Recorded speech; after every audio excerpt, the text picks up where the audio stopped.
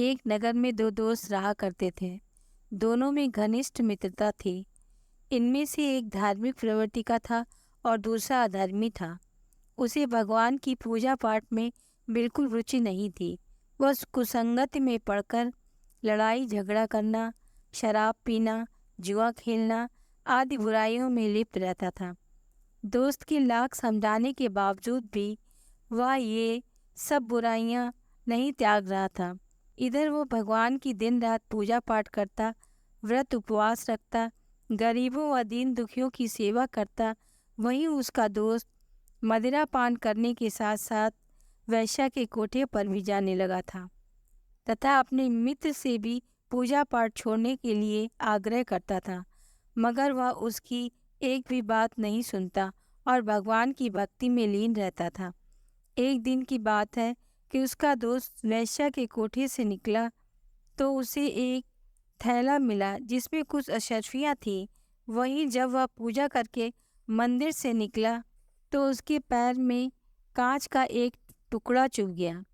पैर से खून बहने लगा। उसी समय रास्ते में उसका वही मित्र मिल गया और पूछने लगा, तेरे पैर में खून कैसा है? उसने बताया, मंदिर से बाहर निकलते समय मेरे पैर में कांच का टुकड़ा चुभ गया।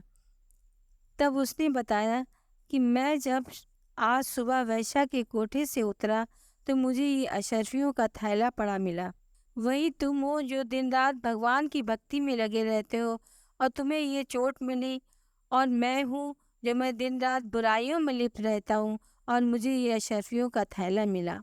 ये सुनकर उसका मन बड़ा दुखी हुआ। बड़े उदास मन से वह घर की ओर चल रहा था। तभी सामने पेड़ के नीचे बैठा एक साधु दिखा।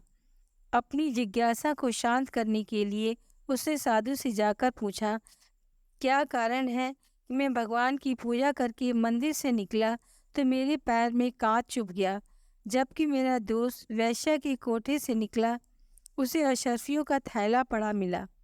उसकी बात सुनकर साधु ने आंख बंद करके ध्यान लगाया।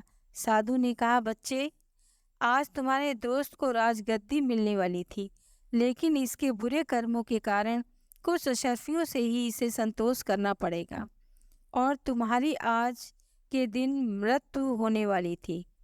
मगर तुम्हारे पुण्य कर्मों के कारण इसलिए पूजा पाठ व सत्कर्मों का फल अवश्य मिलता है। संसार में कोई भी पूजा व्यर्थ नहीं जाती है।